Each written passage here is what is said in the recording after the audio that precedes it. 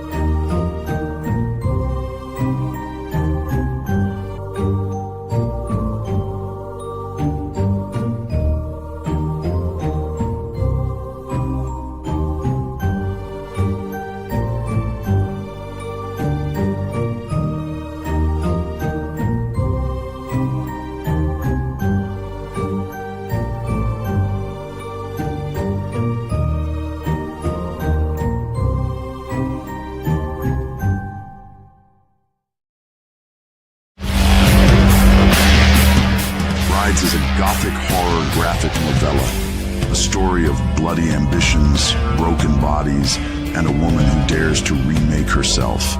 Variant covers, sculpted collectibles, and one beautiful, tragic monster you'll never forget. Won't you join me in reimagining classic gothic horror by backing the relaunch of Brides here on Kickstarter?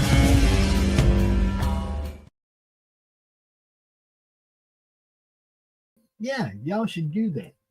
I got one more thing I want to play, but before I play it, I got to make an announcement that goes with it. We will be launching Galaxy Memorial Park Monday, right here on the Madness.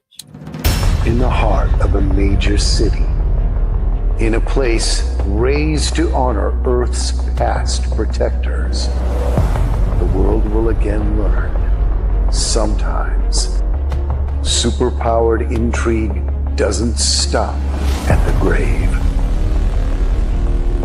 Galaxy Memorial Park, Volume 1, beginning crowdfunding Memorial Day 2025.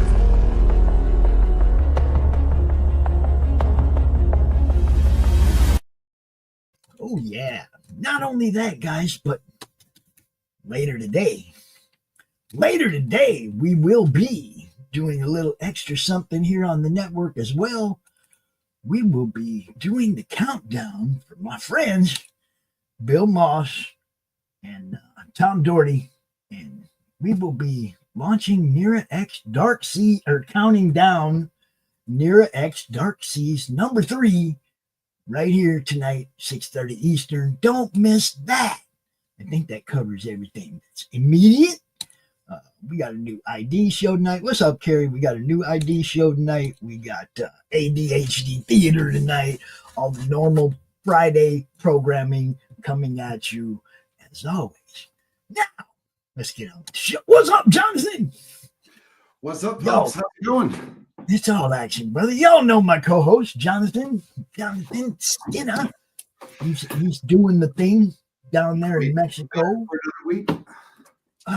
So how you doing? I'm doing amazing. Excited for this day. We got a great guest today, so and he's got some big announcements. So I'm excited to get to it, guys. He's got a killer announcement, and look, I've known this guy on social media obviously for 5 or 6 years, and we've been bouncing off each other, around each other. I think this is going to be the first time we've been on a stream together. What's up, Jesse? What is going on, guys? I am in the Secret Plus Studios in Florida for our new store. So you're actually getting the sneak peek of the background. And obviously the wall to the right of me will be gone. So that'll be even bigger news. But we're excited to get into this rest of the year with new projects, a new home, a new flagship store. And I think just the new evolution of the comic book industry is amazing to be in right now. Most definitely. Oh, come back here. Most definitely it is. Yeah, man. Look, you've been doing this thing. Go ahead and give everybody a little history on you, because you've been involved in this for like 40 years. Yeah, exactly. 43 years. I am celebrating 43 years flipping comics, selling comics, whatever you want to call it. Trying to get out of this little light there. There we go. And I started in Las Vegas in 1982. I was a punk jock skater, and I was skating, and I had to stop. It was Vegas. It was hot, and I just happened to stop in front of the store, and this guy came out and said, "Hey, dude, can you kind of move to the right a little?" From away from our door. And I'm like, yeah, okay, whatever. So as a punk, I kind of took one step over, and he came out and he said, if I give you this comic, will you leave? And it was Avengers 129. And I took that home and I read that 1,000 times, upside down, sideways, whatever. And every day my parents would give me $1 for lunch, and I would stop by Safeway and pick up 4 packs of Bubblicious, pimp them out during lunch for 50 cents each, have $1 for lunch and $1 to buy 10 books at the friendly neighborhood comic book store.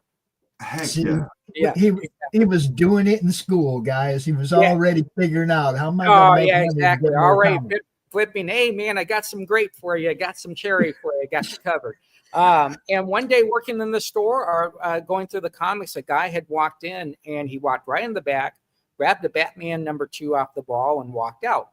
So the store owner's wife came in and said, Tom, did we sell that Batman #2? And, me being 12 years old, Tom says no. And I go, oh, your buddy came in and he just, I guess he's borrowing it. Right. So they yelled and screamed, and they said, we need to hire someone else. Let's hire Jesse. And I'm like, so they called my dad. My dad walked in and said, you're working for Comic Book Bags and Boards starting tomorrow. And that started my 43-year journey that has been freaking amazing. Dude, that's killer. You know, my first job was putting groceries in a bag. Okay. Yeah. So I got my first job right next to the comic book store, so that when I got paid, I would have to go in before work, get my comic books, then go work for next week's comic books. But I got a job at 13 doing dishes to buy comic books. Yep. Yeah. And it's amazing to think that if you take generational and you take the average age of when a comic book fan starts, it's between 12 and 15, which is the most amazing number you can think of. Now, in evolution, where we're at today, that has changed. Obviously, the average comic book fan is 30 and up, and we've kind of lost that generation. But we'll see over the next couple of years how we can decrease the value of a comic book, or not the value, but the cost of a comic book, so we can bring more readers in. Yeah. It's okay if it's digital or a comic book. It doesn't matter. I tell people all the time, it's like when we were young, we bought comics that were printed on newsprint, and we did not care. Yep. They were cheap, and we bought them. Yeah, and that's all they got to do to bring the kids back in, man, is print them on newsprint, quit trying to make $1 million, and the kids will buy them. Right. And then you bring the kids back. You got to write kid-friendly stories, obviously, right? I got a pair of books the other day from another Jesse Solis, Malia Mayhem 0 and number 1, and I passed them on to one of the grandkids, and I'm waiting on a review right now. There you go. See what I'm saying? You got to get the kids interested. There's not going to be a next generation of comic book artists and writers if we don't keep them interested and get them into this stuff young, like we got into it. Right. Yeah. You know? I took my daughter to the comic book store her entire life. What stuck was manga. Well, yeah, it doesn't matter what. Yeah. She won't go with me to Marvel movies anymore. She's not anti-Marvel or anything. She just thinks that it's cringe. But you know, she does read mangas and she does do her own comics, but she's interested in that different style. She's the styles that our generation really isn't resonating with, at least her and some of her generation. As our artists have gotten older, they've gotten better, and they keep improving their technique, and they want it to be better and better and better and better. And manga artists, they're working on speed. Okay, they're not trying to make a complete thing with all the background and all the detail and everything. They're working from speed. They got to pump them things out, man. Yeah. I've talked to some people over in Japan that, you know, work with manga, and it's like, man, they don't have time to sit around and talk on a stream. Yeah. It's something like 1,200 issues are on FOC every month, which as a store owner, you figure on FOC in a month for just traditional comics, you're probably seeing that about 500 a month. So it's a different world. It's a different platform. And if you're in Japan, people literally buy their mangas, read it, and then just throw it away. Yeah. It's the most craziest thing, right? But now think about it, Jesse. When we were kids, we read the book, we gave it to our friends. Yeah. I mean, there wasn't no bags and boards and speculation or any of that, man. Right. It was a 12-cent, 20-cent book on newsprint, and we read the hell out of it. Covers fall off, and we give them to our friends. We pass them around. It was a disposable medium. Right. Somewhere down the line, somebody went, oh, look, I got this really old book in great condition. And the speculator market was born. Yeah, exactly. Well, I think where that happened was the 91, 92, 93. You had Valiant, you had Image, you had new ways, new bells and whistles, right, to sell you product. And I think that really involved people investing. You can go back to Batman 89. You can go to Death of Superman, where we had people come in to buy books for a investment. And working in a comic book store in 82, I don't think anybody even asked about that. The first time someone asked me about value was probably around 92, 93. Overstreet wasn't really used to create value. It was to tell you where that issue ended. No one was really looking at value back in the day. Where did Defenders end? Where did Mighty Mouse end? Whatever, XYZ. Yeah. So I think what happens is you look at that background and you say, is that a better era for a kid to collect? Because he doesn't have all these platforms, all these different directions he can go to. Most people back in the day did not know what a comic book artist looked like. No.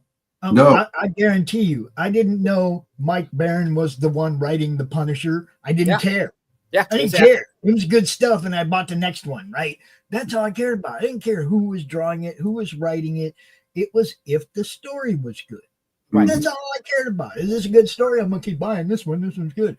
But my thing was, there wasn't comic book stores when I was a kid. There was no such thing. Right. You had a spinner rack at the supermarket, at the drugstore, 7-Eleven stocked some comics. There wasn't a whole lot of places to get comics. Exactly. You know, it was, well, I mean, obviously there was a lot of supermarkets, but you know what I mean? There was no specialized stores back then for finding exactly what you were looking for. I tore some spinner racks apart trying to find the one comic I needed for the set, right? Sure. Yeah. Tore some I got some dirty looks from people at stores. Oh yeah. Well, you got to keep in mind. Buy the book damaged because you wanted the book. It didn't matter. Exactly. Yeah. You didn't check spines, right? How are the staples looking on this? I bought books that were smashed in the back of the slot in the spinner rack because it was the one I needed, and it was the only one. It's kind of funny because that is the early version of eBay for people back in the day. Was you had to still go search, and that spinner rack was your eBay back in the day. You didn't know what was there. You spotted something that you liked, and awesome, great, and then you had to decide: do I get that Suicide Slurpee for 25 cents because it's got the little pop underneath the cup, right? And so it was an adventure. It was an experience. You know, me working in a comic book store at 12 years old was an experience to sell to a 13-year-old or a 15-year-old. I wasn't selling to 40-year-olds or 50-year-olds back in that day. It was all young to young selling. And I think it was very, very cool. You got to keep in mind, new issues came out on Friday. It was a different atmosphere. We would get the boxes in. Your box holders would come in at Friday at about 5 o'clock. Everybody would stand in a circle. I would open up the book and I'd say, okay, who wants this Wolverine #1? And people would raise their hand because we didn't know what was in the boxes. Right. Because again, you're talking about pre-internet, pre-anything. We phoned in our orders. So I think the evolution of comics has been great. The one thing I like about your intro to the shows are indies are the lifeline to the comic book world. Without indies, we do not have comic books. Without indies, we don't have creativity. Right, exactly. You don't have freedom of creativity. I think is very, very important. If you look at a convention floor, 90% of those people on the floor are independents. And then if you break that down, about 70% are small press and small indie. So by giving those folks a platform, it gives them the opportunity to sell one more person a day. And if you can sell one more person a day, you are golden for the rest of your career. I keep trying to tell people, it's the hardest part of this. You make a book, but then you got to get it seen. Yep. How do you get it seen if there's not people like me building something big? Right. To help you get seen, and people like you, Jesse, because you do other stuff. You're not just opening a store. You've been, like I said, 40-some years. You've been bouncing off this industry and part of this industry, and the evolution from then to now. Now I noticed that you sent me a link to a video that I put the link in the description. Right. I want you guys to go check this out after the show because he talks about a lot of different stuff. Why don't you go ahead and highlight that, describe that video real quick so people know what they're watching. Sure. So they will click on it. Tell them what's in it. So this one is a specific video. So we've done 66 shows. It is an industry true video. So everything on there is from the industry. So opinions are with facts. It's not opinion with opinion. It's from experience. And so over 66 shows, we have had something like 70 guests on, from Rob Liefeld to Ethan Van Sciver to Joe Benito. I mean, you can go down to all these people that have been on the show. This show kind of breaks down the finalization of the Diamond. I don't know what to call you. I haven't pieced together the great line of a dynasty dying. The death of a dynasty? A dynasty? Yeah, exactly. Yeah. As something that was, well, keep in mind, this was a controllable thing. This was not a, oh my gosh, COVID, or this was a terror thing, or whatever it is. There was no other reason but other than structural parts of Diamond that weren't doing their job. If you run a business and I say to you two, hey guys, I'm going to sell you $33 million worth of product, don't worry about paying me back. That's not a good way to sustain business, and to not collect from these retailers, over thousands of retailers that owe them $33 million in back pay. The bankruptcy was $49 million. So you can definitely pick up $17 million somewhere, but to not pick up that money was a disaster. Also talking about layoffs and when a new company comes in, you got to keep in mind, and we're kind of free to say this now because everybody's reported, we actually had the winners of Diamond on our show the same day they won. And if you watch that episode, you will see why in the end they did not, their bid was taken away from them because they weren't prepared. They didn't want to even ship comics. How do you buy a comic book in business if you don't want to ship comics? And so that was the catalyst. So my whole point is a show can make a difference industry wise, consumer wise, publisher wise, friend wise, but you got to get out there, you got to talk, and you can't be afraid to say something. You're not going to be right every time, but the percentages of being right will be more if you speak. And I think that's very, very important. I am the very first person ever to live stream comic books back in a day where you weren't allowed to live stream comic books, right? But what did I do? I stuck to my guns and said, if we're not going to evolve, we will not have a comic book industry. The amount of money that is done on live streaming now is mind-boggling, right? Crowdfunding. You were talking about crowdfunding in one of your videos. Crowdfunding has changed the opportunity for everybody to be part of this game, whether it be small volume or high volume. You get that opportunity, which we have never had. So I think it's a great time where we've been at, but videos do matter. Well, you know, if you remember back in the day when I started the comic related madness on Facebook, if you remember before we did all this stuff, we used to just come out and go, hey, look what I got today. Yeah. Do you remember those videos? Yeah. It was like, I just come out and show what we brought home from buying toys today, right? Yep. That was how I started doing this. Sure. Was just showing people what I scored today. Check it out. Check it out. Yep. And then, of course, COVID came along and shut everything down. Diamond caused the big two to say pencils down. And I told all my friends, now's your time. Yeah. Now's the time. If you want to get seen, nobody's looking at anybody else. Get your comics out here. Get them on the shows. Get them seen. And that's how our network became a thing, was because COVID shut everything else down. Yep. You know? I want to point out, you had mentioned earlier how you never saw the writers and artists when you were younger. You didn't know what they looked like. I know for me, I didn't know what they looked like until Wizard magazine came out. And I started buying Wizard and it would show a picture of the artist with his book.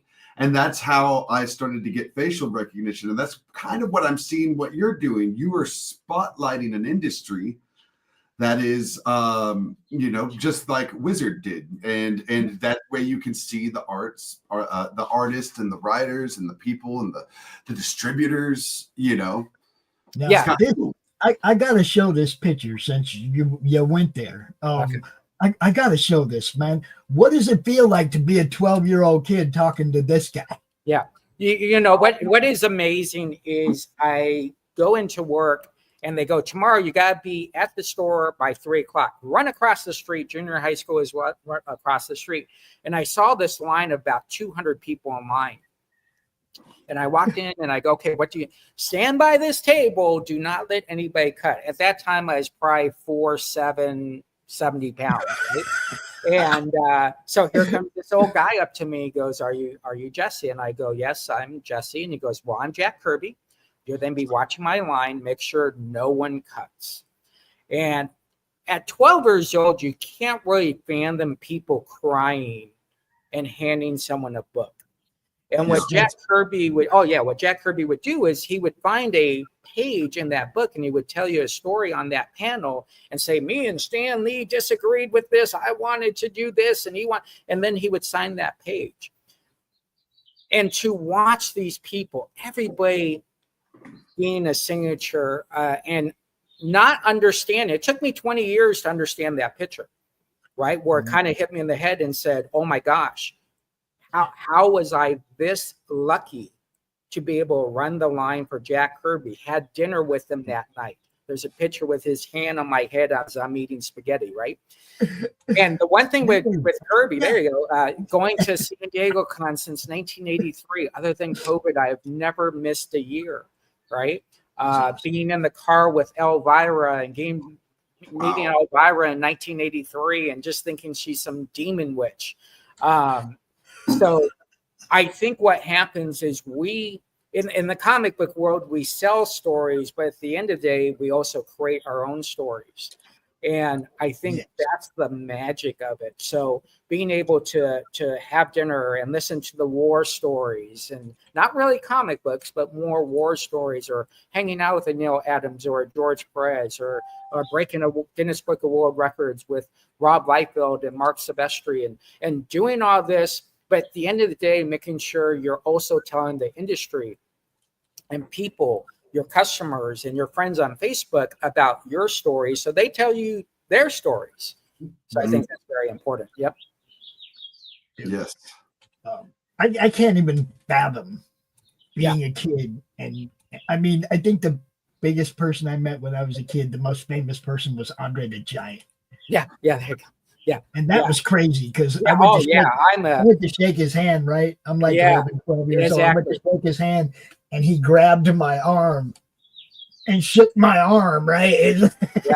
I grew up in AWA in Las Vegas at the Showboat. So AWA, that was was the Minneapolis. That was what they played up there. It was Bockwinkel and Ganya and those guys. Yeah.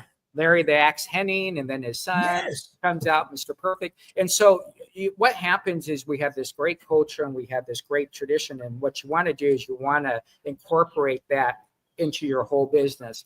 So people know I'm a Buccaneer fan. I'm a Sizzler fan. I like chicken wings. Buc-ee's. Viking. There you go. Vikings. Yeah. I'm a huge Buc-ee's fan. Wherever I go, I'm shooting video at Buc-ee's. So you want to make sure people know that you're just a regular person who just happens to sell comic books as well. And that's how you build your business. My business sells. This is no joke. We sell over 4,000 books a week. A week is sold. From our businesses. How do we get to 4,500? How do we get to 5,000? Well, it's communication. It's telling people. It's expressing what customer service is about. There's a question, what is your favorite comic book I own? Believe it or not, my favorite comic book I own is the Avengers 129 because it is my very first book. You can't duplicate. You can get a Amazing Fantasy 15 all you want, but you can't duplicate someone handing you a comic book and that being your catalyst comic book. Do I have a ton of cool books? Absolutely, I have a ton of cool stuff. But my memories start from that book, and then I can kind of evolve from there. I've done 425 store exclusives. So those are all my favorites, right? Becoming great friends with Brian Pulido, Jack Kirby, then Brian Pulido, and Pulido is one of my great friends. He's a great ally.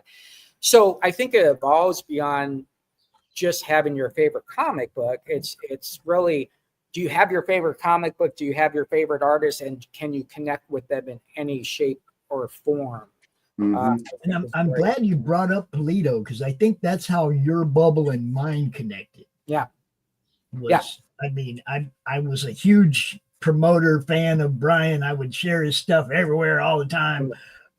Bought his stuff. I love Brian.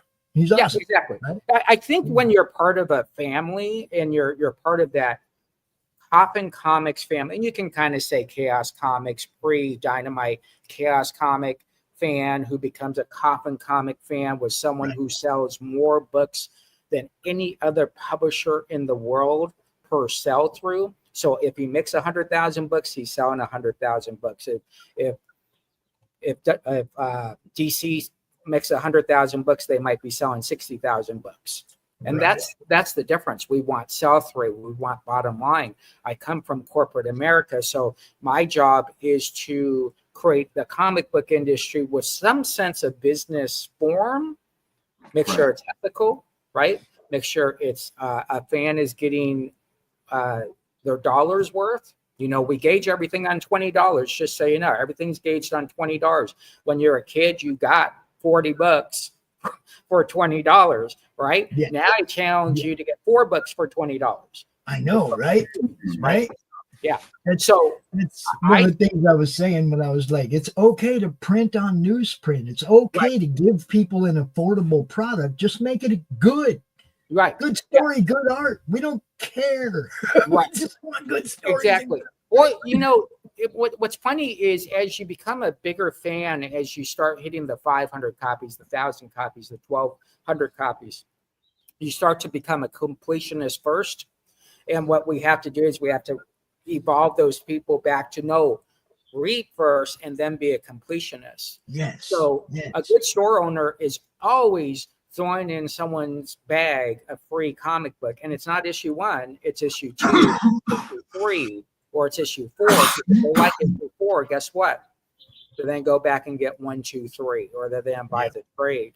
So I caution people to always remember comics were made to be read. Right. Okay. Now all three of us, all together. Yeah. Can we say Catalyst Vault? There you go. Catalyst Vault. Catalyst Vault. There you go. Yeah.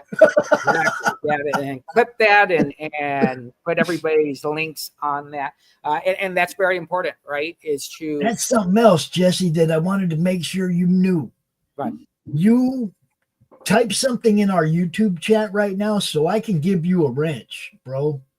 Because that way, anytime you see us live, you can come in here and drop links to your stuff. Okay. That is why I give everybody a wrench. I want people to let us know what you're doing. Exactly. Yeah, I think the important thing is, I'm going to give you a trade secret here. The biggest trade secret is this. There's nothing bigger than this. Make sure every morning, the first thing you do, you log into Facebook and you wish everybody happy birthday. There's no bigger marketing thing in the world than wishing everybody happy birthday, because it's your time to talk to them specifically direct. And that allows you to create a relationship with them. That's so brilliant. Yeah. And so it's simple. Right, exactly. You'll never see me with a Punisher shirt on or whatever, a DC or Marvel shirt. I'm always promoting something that is Americano or, Cheez-Its or Be American, whatever it is. We want to relate to everybody beyond a comic book, and that's very, very important. It's the old school saying, if someone comes in to pick up their pull box and they walk out with their pull box, you've done nothing. Right. Just like at the beginning of the show, I played the wrong intro for the ID show. Right. The ID show is a hip hop crossover sports show. And they show that very same thing, how the fandoms cross over. Yeah. Right. And that's kind of what you're talking about. It's like, I promote other things. If you see me wearing a Big Two shirt, somebody else bought it for me. Right. Yeah. I'm just saying, I didn't buy it. Somebody else bought it for me. It's all I had to wear today. Whatever. Exactly. And don't get me wrong. If that's what your thing is, then you're then be promoting to a standard audience, and you don't want to get you want to promote beyond that. How do I get a NASCAR fan who actually collects comic books to shop with me? Well, I have to know who Dale Earnhardt Jr. is and know not to wear Jeff Gordon stuff to a Rusty Wallace party, whatever it is, right? And so it's evolution, right? It's like I'm a huge Hawkeye fan. That doesn't mean if someone asks me for Green Arrow, I'm saying, get the F out of my store, get off my lawn. Here you go. Yeah. Yeah, exactly. And So so, here you go. And have you seen this? Yeah, right, you exactly, sell them exactly. both then, right? Yeah, exactly. And I think there's this coolness. You're talking about mail calls, and mail calls are actually what started the viral part of the comic book industry. Yeah. People wanted to know how could they be relevant to the comic person. And so mail calls were created to where people could express their excitement about getting a ROM number 9 in the mail. Yep.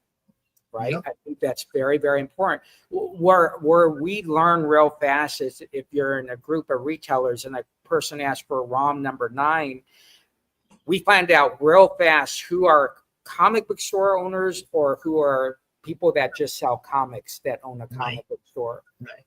Because they'll go, what the hell? Why would someone want a ROM 9? Well, what's wrong? comic book store. Oh my gosh, do you have a 10? All right. Screw those dire rafts, right? Whatever. So no, it's very good. It's energetic. I try to get out there as much as possible, and I try to stay within my realms. If I don't know it, I'm going to research it first. I'm going to give you the best line in the world. I don't know. Let me find out. I'll get back to you, because I want to be able to converse with someone without actually making crap up. And unfortunately, and I'll go on my soapbox a little fast, you can't just have a talk show because you bought a comic book once. That doesn't make you a comic book talk show fan, host, or a content creator. You have to have some knowledge of how to turn a page, right? Or how to read what is a D show? Where is it? You have to be open-minded, whether it's AI or not AI. Does the consumer want it? That's what's important. If a consumer opens up their wallet, our job is to help them spend that money, not detract them from you. Another prime example is, I've been live streaming. I'm doing my 1,855th show tonight, live streaming. How many?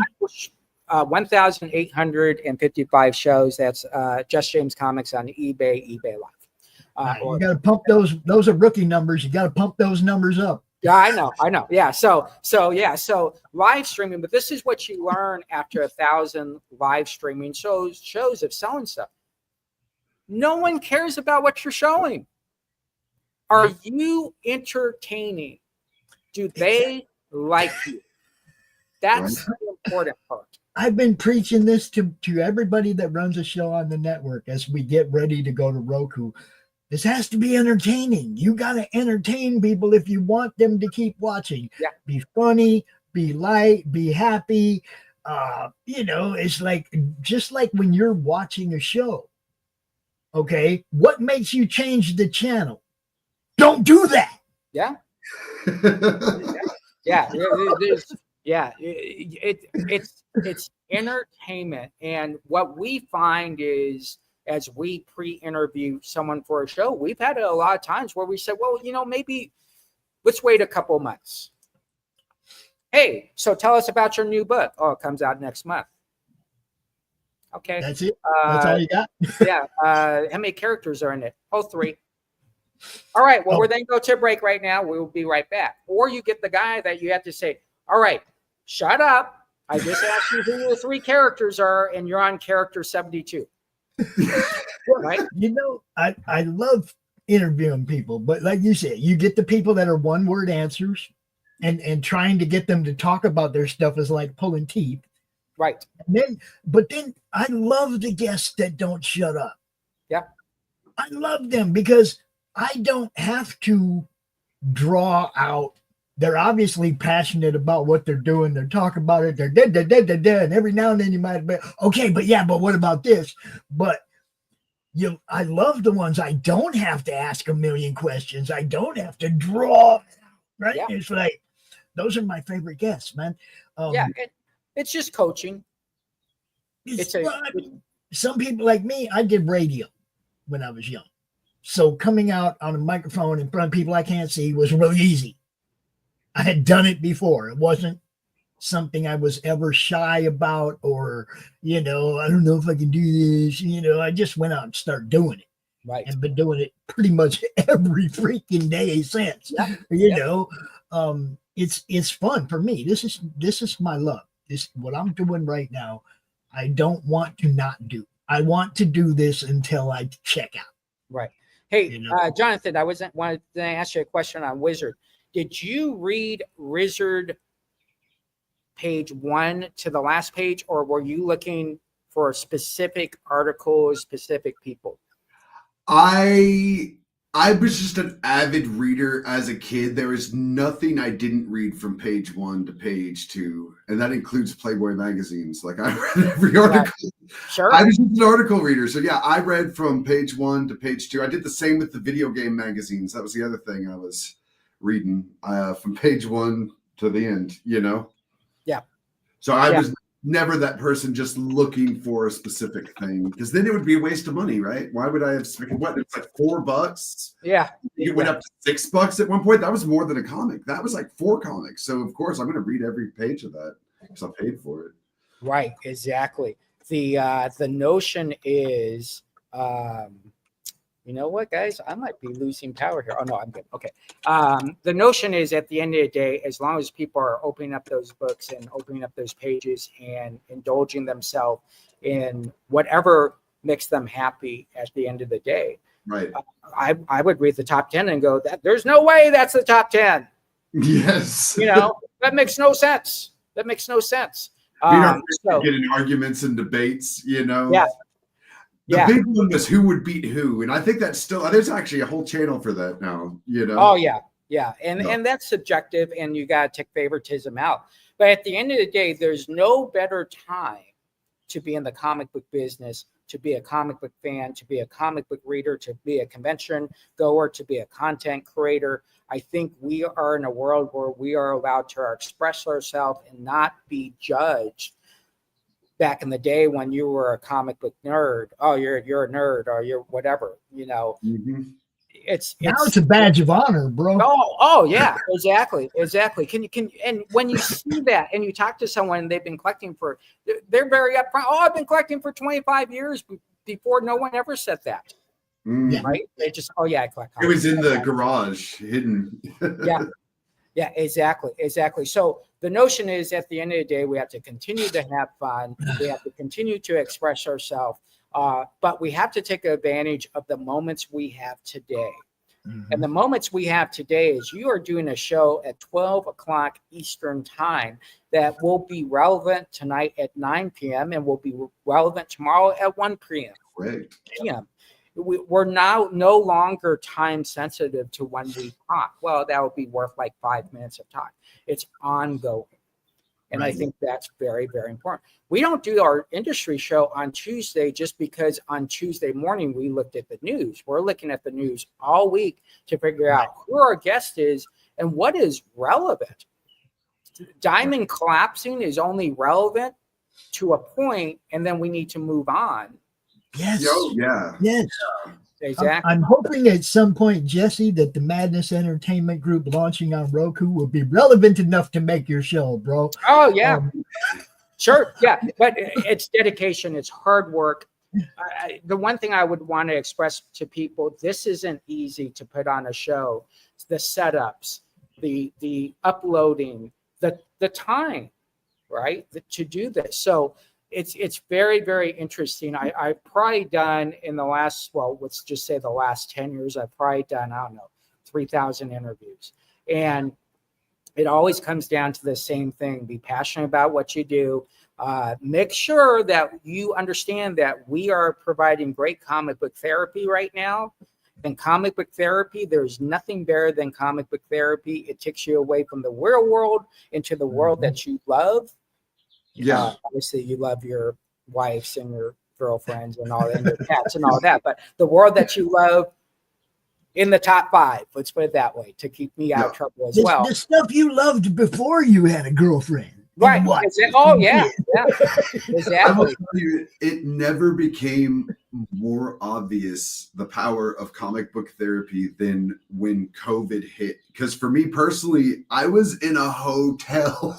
Yeah. I didn't know what was and I was in a hotel and COVID hit, and then I couldn't leave the hotel for like months. Yeah. You know, like I was stuck at that hotel now, and no new movies, no new TV shows, nothing. Last Ronin, it was coming out during that time, and it was like it was the only thing that like really like gave me hope through that time was like, oh, another Last Ronin was coming out, and I think I was reading like what was it, Savage Avengers. Savage Avengers was really Okay. good. I like Yeah, and it was like issue to issue. My whole entertainment isn't, I'm either watching reruns of stuff because I watch the same shit over and over again, and I hate it, but I do, like Sure. But literally, that's what got me through COVID, because I remember the moment when I realized I can't leave this room. I mean, I could go to work because I had to work, but I can't move in the middle of COVID. Like, and I was temporary to move to another location, and then I got stuck there. And so lifestyle was like really all I had was the comic book store during that time. I could, my family was at their place, my daughter was at her place, couldn't see anyone. All I had were comics coming in, So yeah. Well, the funny really, part, I'll tell you a real quick story. The funny part is I could talk to someone and I'll say, well, what's your phone number? Oh man, I never call myself. Let me look it up on myself. What's your address? You know what? Let me figure that out. Where do you bank at? Oh, I think I bank at XYZ.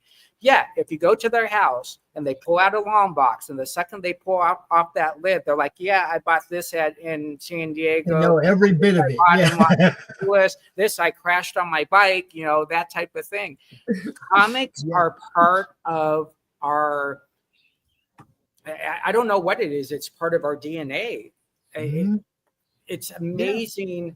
I tell this great story. We wanted to learn how to ride our Huffy bikes, and I had all the pads on it, which made no sense. If you crash, you crash. But anyways, and what we would do is we would put crappy comics in this black bag, and we would kick off down the street. We had a bed on the side of the sidewalk, and we would crash and practice tucking and rolling to protect our comic books.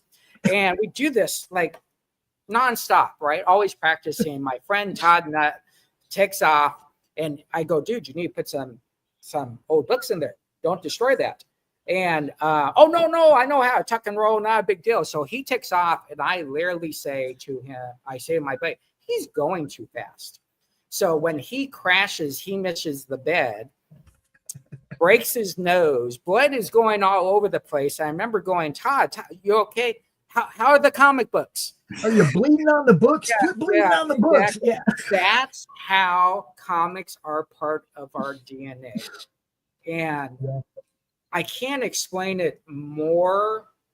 If I hadn't done this 43 years, I think I would be the same if I started 5 years ago. Well, there is a thing. I think you're right on it's in our DNA, because if you look at like, cuneiform and Egyptian, they would use images to write the words, and it's in the hieroglyphs, and it's been like that throughout. We used to tell stories to teach people. Cave walls, bro. Cave walls. They were drawing stories. And like we went from drawing on walls to drawing on paper, and we're still telling stories. And those stories are hopefully, in my mind, sending some type of moral of, and some type of, inspiration to people to be better and to do better, to be that hero. But it's funny also. I want to go back to this when you brought up Brian Pulido. Brian is kind of the reason that I went from, hey, look what I got, to hey, look what everybody's doing. When Emerald City went down, okay, in 2020, I messaged Brian right away. I'm like, dude, what are you going to do? And he said to me, well, Francesca was right on top of it. She got them to stop our comics from being shipped into the building, and he had them all shipped back home to Phoenix, and he had a big sale that weekend, Emerald City comic sale, right? Yep. And I was like, well, wow, that's great for you, Brian, but what about everybody else? And that's when CromCon was born. That's when I started doing my big weekend show once a month, highlighting 70 artists, 70 creators once a month, every month. And I did that for 39 months. Yeah. And then one day I was like, the cons are back. Yep. I need to change gears. I need to adapt and keep this relevant. And we started building this network. Now we got 35 weekly shows now. You know, they're not all mine. Hey, everybody's bringing their show here because they all want to go to Roku, and it ain't going to cost them nothing. And they like that idea. Sure. You know, so I'm going to drop this out to you right here in front of God and everybody. You are more than welcome to bring your Tuesday show to the Roku channel. Oh, we will definitely. That is a good to go thing there. You got to keep in mind, our business is about pivoting. We are pivoting. You know, people say, well, you got to pivot every day. We have to pivot 5, 10, 12 times a day. This is, it is crazy. You know, I've been up for, I got here at 6. I've already done like 25 transactions, whether someone ticking down a wall, dealing with FedEx, shipping the wrong stuff, ship my Battle Beast packages to a guy and you know, he doesn't want its signature on it, whatever it is. Right. So we're always pivoting, but what we have to understand, it's when we don't pivot is when we lose that hope, when we lose that opportunity. And there's so many excuses for LCS owners when they talk about their business. If it's down, yet they don't live stream. They don't have an eBay page. Right? They don't drop an ad on the Madness Network. They don't exactly. promote They're not themselves. doing anything. And the days of customers walking into your store to buy something, those are over with. That should be your bonus if a customer walks into a store. And I'm not talking about picking up your pull box. I'm talking about in general. Right. Now, there is a huge pivot in the comic book world. We aren't opening up a comic book store. We're opening up a comic book boutique, right? And it's a little bit more fashionable. We have music. We have a Disney section. We have, you know, a Hot Wheels section. We are multifaceted, right? Whether you got Battle Beast. Oh yeah, everything. Yeah, everything you can think of will be in this store as long as it's collectible. We have a vintage Coke section of, you know, bombshell posters from the 50s and 60s. So you have to pivot non-stop. I'm sure you probably already have this idea, but I'm going to throw it out there anyway. You got to have your show on a loop on the big screen in the back. Yeah. So, a little reading couch, a little area where people can read comics that they bought and watch your show. Right. Yeah. we actually, what's funny is we at one point had a pilot for Roku. And we have all those pilots. So we play those pilots. The problem is when you're doing 1 hour of a show, people don't understand that's about 12 hours of work that we're breaking down into this 1 hour, right? Whether we're traveling to Los Angeles to buy a whole bunch of stuff. And we're doing everything naturally. And when we watch the film, we're saying, well, that's kind of boring. But, oh, hey, I dropped my coffee. That definitely has to go in, right? It has nothing to do with comics, but we want reality. One of the things that we've been throwing around the roadshow idea as well, right? And one of the things that I made sure that everybody knew is we're not just going to go to a Comic-Con. We're going to go to some stores, maybe try to set up some signings. We have a reason to be there filming. We're going to go to historic sites and clown around. Yeah. We're going to have fun and be entertaining. It's going to be a road show, not a Pops went to the con show. Yeah, exactly. You know what I mean? It's been done too much. For instance, I go to my goal every Friday, Saturday, and Sunday is I go to 60 garage sales, estate sales, and obviously the swap meet. And the videos that on one weekend? On one weekend, 60. I'm a big not stop till I hit 60. And I will tell you, I have become fluent in everything, down to shirts at Goodwill. You send me to Goodwill, I'm walking out with 30 vintage shirts now. It is crazy. But what happens is you get to talk to people, right, and you get to understand that that's valuable to that person. Because they're moving, they have to sell that. So that's going to be valuable to someone else. And then if you find out it's valuable to one person, well, that one person is part of a group. So you got to find their group. And then you got to cross promote to that group. So all of a sudden you're selling, Coke caps from around the world, right? To this one group. So everything you see, if it's a typewriter, has value. The number one purchased collectible in the world right now, believe it or not, are VHS players.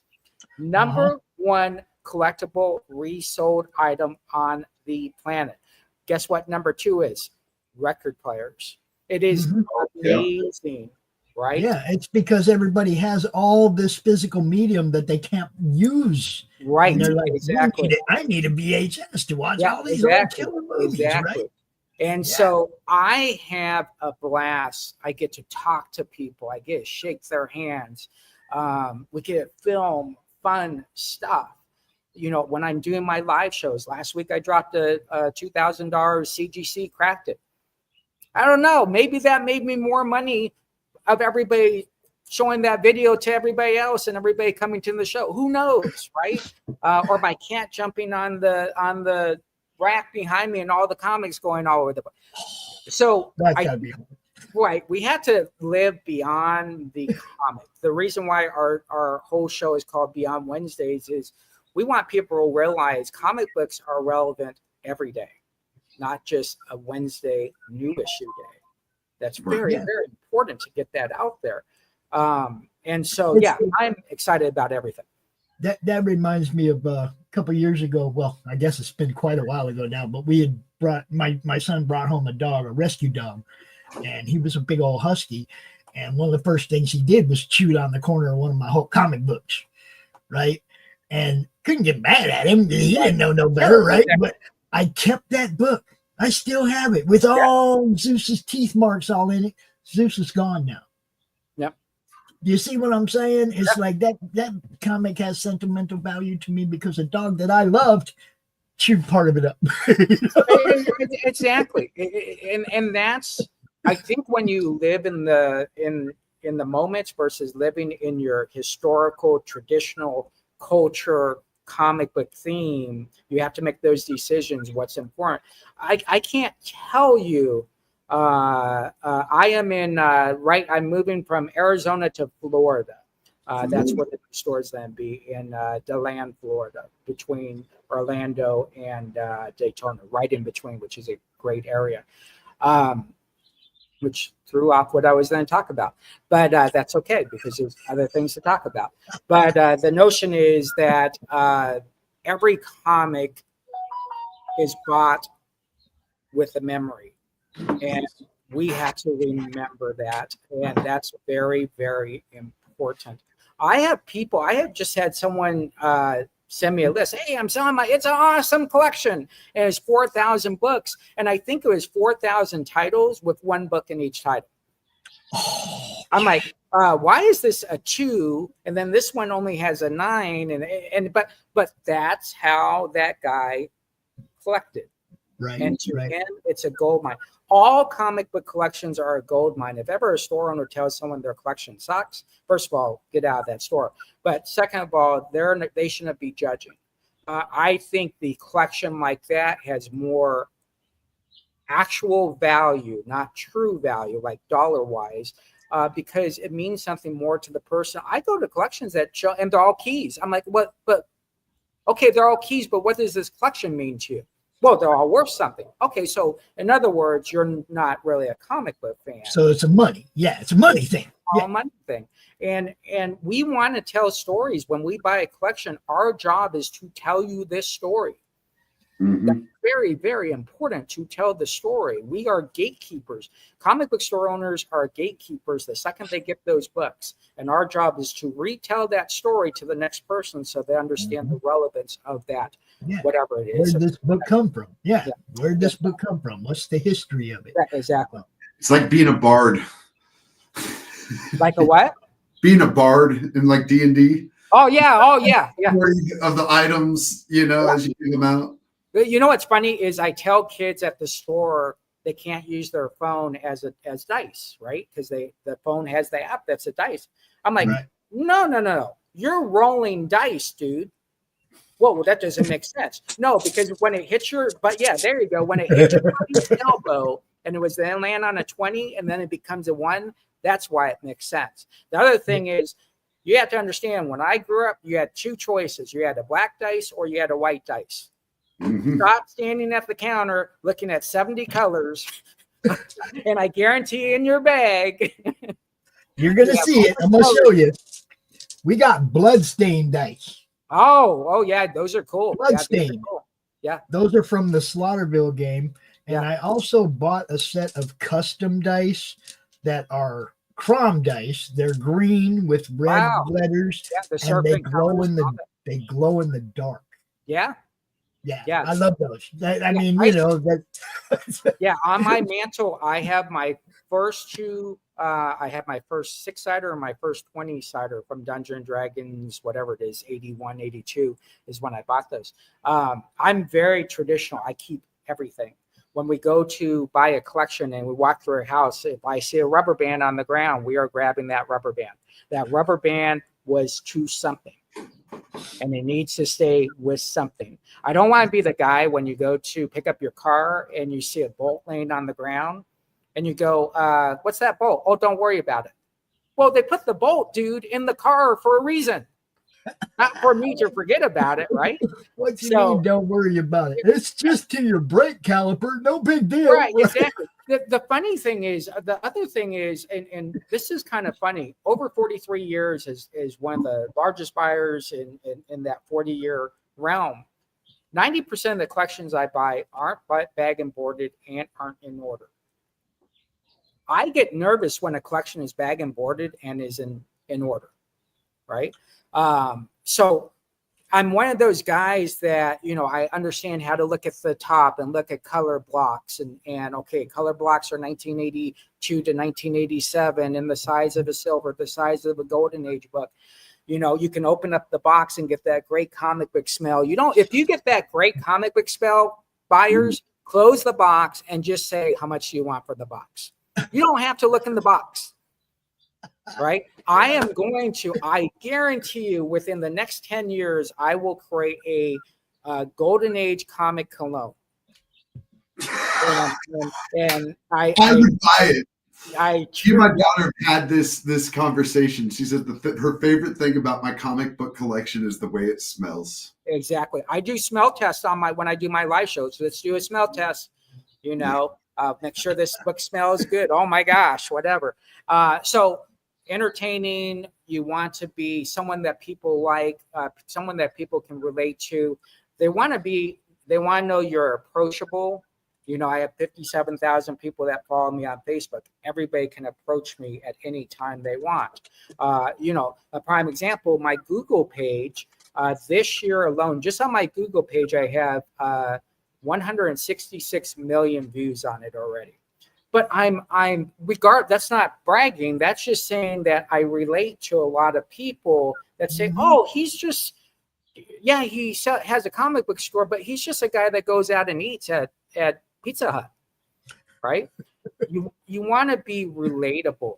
And I think that's very, very important. If you like pets, show your pets. Pets are big, right? So yeah. See, I don't have a choice. My pets just video bomb us all the time anyway. Yeah, exactly.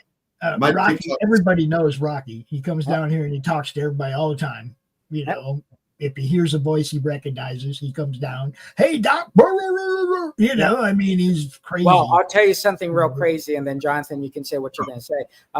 My cat is Hobbs. He was an orphan cat. We found him outside. He grew up in the comic book store. He's the only cat in the world that has his own credit card. And he's called Hobbs the Comic Cat. This guy can market like no tomorrow. It is freaking unbelievable. When we pull up a camera, he is ready for a photo shoot. It is crazy. All right, Jonathan. That's funny. We have a show. Go ahead, Jonathan. Sorry. I was just gonna say we've got wild horses. So I literally like yesterday I had 3 horses and a jackass eating bananas out of my hand on my patio. So, but right now, that's what's carrying my social medias. Is these horses because I'm talking and there's horses in the background and it's I feel like these horses are the only reason why people Yeah, like, yeah, "Oh, there's I'm horses telling in this you. guy's video." Yeah. It's amazing. Look, we have a show called The Show Offs on Sunday afternoons, and Dave, he lives over in the UK, and we just show off stuff in our collection. It's not, Right. it's not a hard sell show or anything. But if you see something you want, you just gotta holler, Right. But he has a cat named Maya. Maya is listed as a co-host of this show because she appears in every show. Oh, she comes in, she tries to knock comics off his hands, she tries to knock his pile over. She does all the stuff a cat's supposed to do. Yep. And yeah, she's listed in the credits every week. She is part of the show. Yeah, exactly. So that's what it's about. It's about learning what you're good at in front of the camera. And if you're not good at it, learn it, but don't think you have to, because then you become fake. And people can tell fake people real fast on YouTube. Traditionally, I would never show a background like this. This is not my traditionally. I would have so much stuff in the background. It is crazy. It would blow. You wouldn't even know I'm on the screen. You'd be paying attention to that or this. Yeah, I saw your. Like I'm in the Alamo. I'm like, I'm in the basement of the Alamo right now. Yeah. Well, I'm trying to figure out how all your bricks are perfect. I'm like, how is his bricks perfect? I can't. It was built by Mexicans. I'm in Mexico. Oh, there you go. There you go. Yeah, exactly. So that's what you want to do, guys. I have a couple minutes left. I have FedEx showing up here, and what is it? Yeah, you're running a business. Business, bro. But I wanted to come on for a couple reasons. Number one, to show my support, to get on the Vine, right? To be able to do more stuff with you. The third thing is to talk to the universe that you talk to.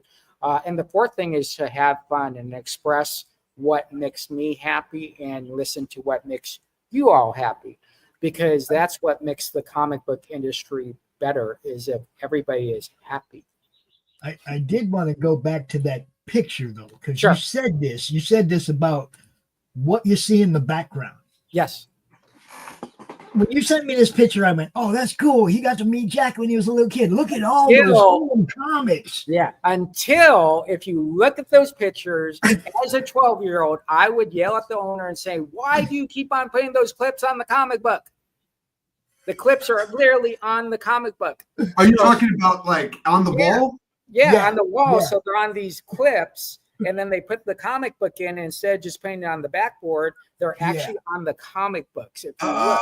And so as I'm going, Acres, it's a 3,600 square foot store. That'd be awesome. But if you look in my boxes, you'll see these little clip things. I'm like, yeah, I bought that at the friendly neighborhood comic book store. Those jamokes, whatever, XYZ. But as a 12-year-old from 1982, I can tell you, I would not think I would be today talking to you about collectibles, about comic books, about our universe, about our meta, about our algorithms, about everything that makes us very, very powerful in the real world of business, which is awesome to be in. I will tell you, AdPop, Universal, the new owners of Diamond, are going to shake things up. We got new great things going on there. Lunar, Penguin are then continue to do their jobs. Kickstarters, crowdfunding will continue to rule the world, and live streaming and content creation will be the king of all at the end of the day. I've been saying this for the whole time I've been doing this. Exposure is king. Yep. It's key. You have to get seen. That's why we do this, guys. Right. To help people get seen. Share these shows out, man. And here's the thing that you need to understand with our industry. People will come in, they'll buy 20 books. What do? They read them, they go to a white box, they pull the cover up, they put them inside, and they close the box. It's not like our cars or a trophy we win or whatever. We got them all over the house. Nope, we hide them in a box. Maybe we have one on display. That's not always. I'm going to say, I'm going to take us back to garage sales. I buy all my frames from garage sales. For all Yeah. the art that I display, everything is all yard sale frames because they're beautiful. Sometimes they're old, wooden, ornate, and it's like you go to yard sales, look for frames. Yeah. And then when you go home, you take your beautiful art and you put it in the beautiful frame, right? Yep. This is all, it's part of presentation. It's part of all that, man. I take those like sketch covers and stuff. Those get framed. Those go on the wall. And Sure. Oh yeah. OA You know what I for mean? sure. Yeah. Yeah. OA for sure. I want to tell one more quick story. So about 30 years later, after that picture with Jack Kirby, I get this envelope, and it says to whatever, and I open it up, and it's a letter, and it's a picture of Jack Kirby hugging me, which I probably should have gave you that picture, and he's hugging me, but it was the guy behind me who had taken the picture. And it took him 30 years to find me. He finally found me on Facebook to send me that picture. That's freaking cool. That is insane. What commitment, dude. Yeah. So that is cool. I will tell you, every day is a blessing. I love what I do. There's never been a time where I'm like, F this, what the hell am I doing? Working 62 hours straight, whatever it is, free comic, whatever it is.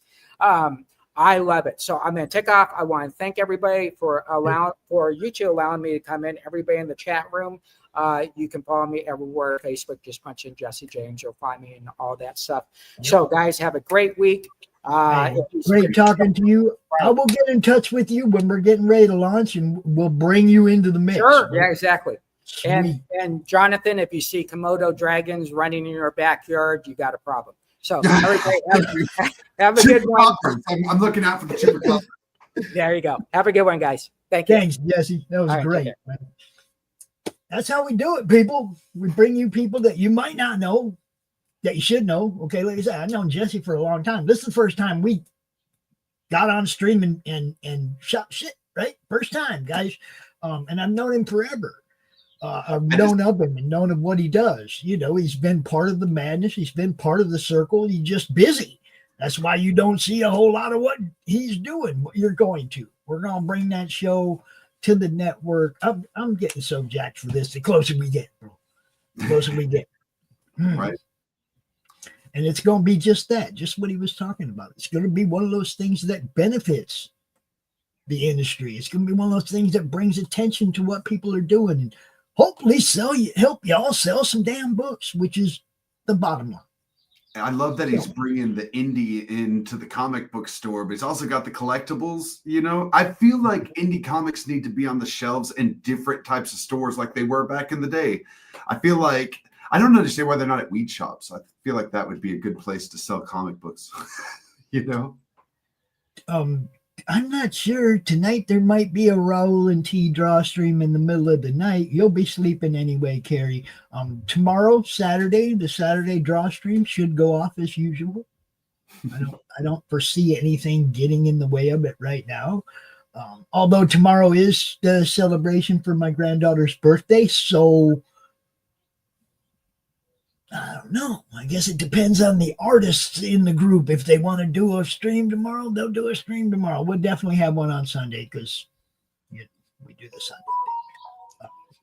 Tons of shows coming up, though, guys. We got ADHD Theater, the ID Show, Freewheeling Friday. It's lit up tonight. Don't miss it. Just don't miss it. Oh, yeah, and the countdown for Nera X #3. The countdown stream for Nera X #3 at 6:30 tonight. You definitely don't want to miss that. Yeah. Got anything else, Jonathan? Got anything? Anything? No, y'all can follow me on ibogatalk.com and ibogatalk on TikTok. Also here at the Madness, we're doing the Slaughterville. We're doing Arkham right now. Arkham Horror gaming stream. So much fun. I'm loving that. And then every Friday here on What's Your Issue? So it's been great, guys. Yes, I know Dustin has hair. Yes, I know. Not everybody who wears a hat's bald. Right? Getting there, but not bald yet. It's just running away from me, you know? All right, everybody. I'm getting out of here. I got stuff to do. Stay tuned. We got good stuff for you. Don't miss out. That's Talk soon. I don't know what I'm gonna do for a outro because I'm trashing the old one as we get ready for Roku. So Okay. I think what I'm gonna do is just throw up a couple of more ads real quick, and then I'm gonna be out. Right? That works. This one launching Memorial Day. Don't miss it. In the heart of a major city, in a place raised to honor Earth's past protectors, the world will again learn, sometimes, superpowered intrigue doesn't stop at the grave. Galaxy Memorial Park, Volume 1, beginning crowdfunding Memorial Day 2025.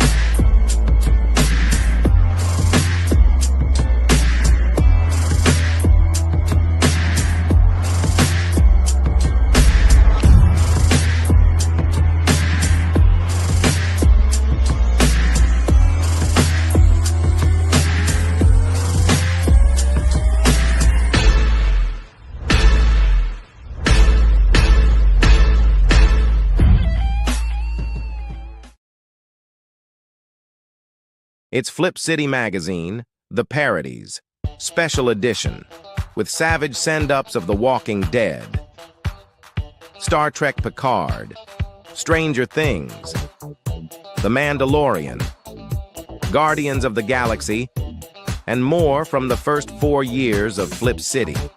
Get Flip City The Parodies free when you subscribe in print at flipcitymag.com. The world's best satire magazine, and never, ever woke.